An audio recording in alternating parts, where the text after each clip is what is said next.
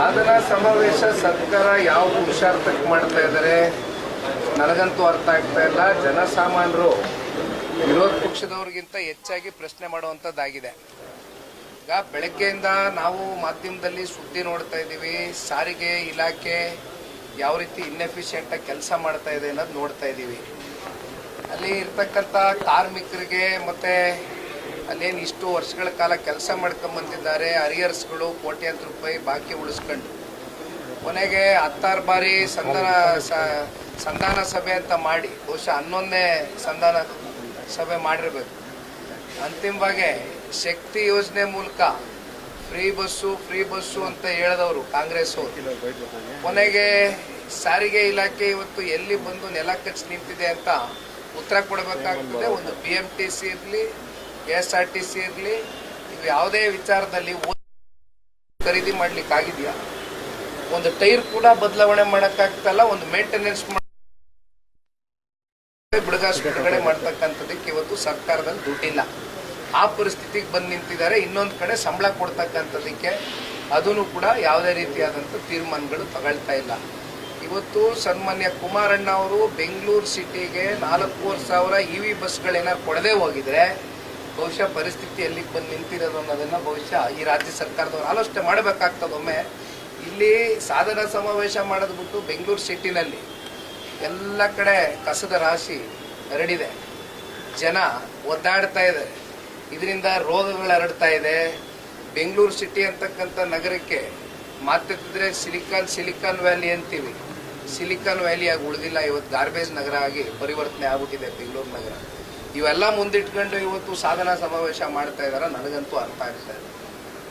ಏನೋ ಪತ್ರಿಕೆಗಳಲ್ಲಿ ಮಾಧ್ಯಮಗಳಲ್ಲಿ ದೊಡ್ಡ ದೊಡ್ಡ ಜಾಹೀರಾತುಗಳು ಕೊಟ್ಕೊಂಡು ನಾನು ಮೊದಲನೇ ಬಾರಿ 5 ವರ್ಷ 4 ದಿನ ಮುಖ್ಯಮಂತ್ರಿಯಾಗಿ ಕೆಲಸ ಮಾಡಿದ್ದೆ, ಈಗ ದಿವಂಗತ ದೇವರಾಜ ಅರಸು ಅವರ ಮುಖ್ಯಮಂತ್ರಿ ಏನು ಭಾಳ ವರ್ಷಗಳು ರಾಜ್ಯದಲ್ಲಿ ಆಗಿದ್ರು, ಅವ್ರನ್ನೂ ಕೂಡ ಬೀಟ್ ಮಾಡಿ ನಾನು ಒಂದು ಹೆಜ್ಜೆ ಮುಂದೆ ಹೋಗ್ಬಿಟ್ಟಿದ್ದೀನಿ, ಚಾಂಪಿಯನ್ ಲೀಡ್ರು ಅಂತ ಮಾನ್ಯ ಮುಖ್ಯಮಂತ್ರಿಗಳೇನು ಪ್ರೊಜೆಕ್ಟ್ ಮಾಡ್ಕೊಳ್ತಾರೆ. ಎಷ್ಟು ದಿನ ನಾವು ಮುಖ್ಯಮಂತ್ರಿ ಕುರ್ಚಿಲಿ ಕೂತಿದ್ವಿ, ಎಷ್ಟು ದಿನ ಸರ್ಕಾರದಲ್ಲಿ ಆಡಳಿತದಲ್ಲಿ ಕೂತಿದ್ವಿ ಅಂತಕ್ಕಂಥದ್ದು ಮುಖ್ಯ ಅಲ್ಲ. ಬದಲಾಗಿ ಕೂತಂಥ ಸಂದರ್ಭದಲ್ಲಿ ಎಷ್ಟು ಜನರ ಜೀವನ ಬದಲಾವಣೆ ಮಾಡಿದ್ದೀರಿ, ಎಷ್ಟು ಜನರ ಜೀವನ ಹಸನಗೊಳಿಸಿದಿರಿ ಅಂತಕ್ಕಂಥದ್ದು ಚರ್ಚೆ ಆಗಬೇಕಾಗಿದೆ. ಆದರೆ ಸಾಧನಾ ಸಮಾವೇಶ ಕೇವಲ ಸರ್ಕಾರದ ದುಡ್ಡಲ್ಲಿ ಇವತ್ತು ಮೋಜು ಮಸ್ತಿಗೆ ನಾವು ಕಟ್ತಾ ಇರ್ತಕ್ಕಂಥ ತೆರಿಗೆ ಹಣದ ಮೂಲಕ ಮೋಜು ಮಸ್ತಿ ಮಾಡ್ಕೊಂಡು ಕೂತಿದ್ದಾರೆ ಹೊರತುಪಡಿಸಿ ಇದರಿಂದ ಯಾರು ಹೊಟ್ಟೆನೂ ತುಂಬ್ತಾ ಇಲ್ಲ.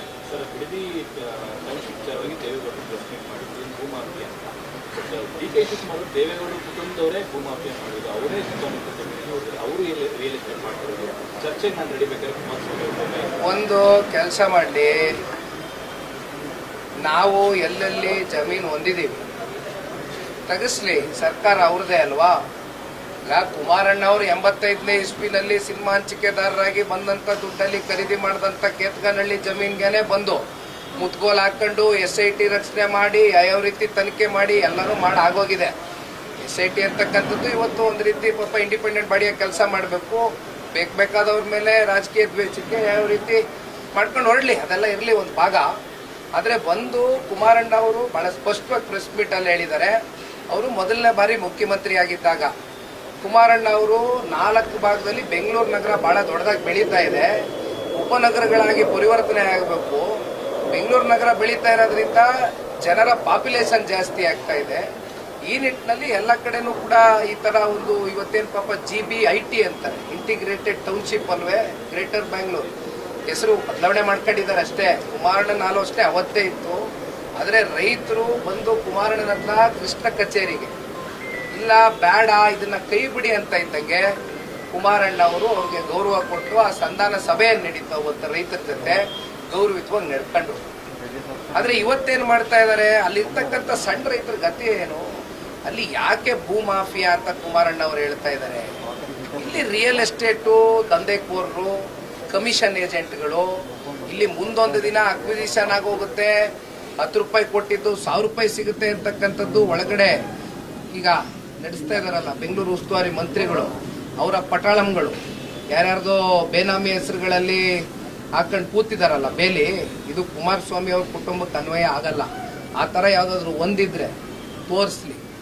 ತಲೆ ಬಾಗ್ಬಿಡ್ತೀವಿ ನಾವು. ಪರ್ಟಿಕ್ಯುಲರ್ ಅಲ್ಲಿ ಇರ್ತಕ್ಕಂಥ ಹೇಳೋಣ, ದೊಡ್ಡಗುಬ್ಬಿ ಮತ್ತು ಚಿಕ್ಕಗುಬ್ಬಿ ಕಡೆ ಒಂದು ಸರಿಪಲ್ಲ ಇಂಡೋರ್ ಬರುತ್ತೆ, ಆ ಭಾಗದಲ್ಲಿ ಖರೀದಿ ಮಾಡಿದ್ದಾರೆ ಕುಮಾರಸ್ವಾಮಿ ಅವರ ಕುಟುಂಬ ಮಂತ್ರಿಗೆ ಆರೋಪ. ನೋಡಿಪ್ಪ, ಕುಮಾರಸ್ವಾಮಿ ಅವ್ರ ಕುಟುಂಬ ಇರೋದು ನಾನು ಒಬ್ನೇ, ನಿಖಿಲ್ ಕುಮಾರಸ್ವಾಮಿ. ಅವ್ರ ಸಹೋದರ ಬಾಲಕೃಷ್ಣ ಅವರು ಆಯ್ತು, ಬರ್ಲಿ, ಕುತ್ಕೊಂಡು ಚರ್ಚೆ ಮಾಡ್ಲಿ.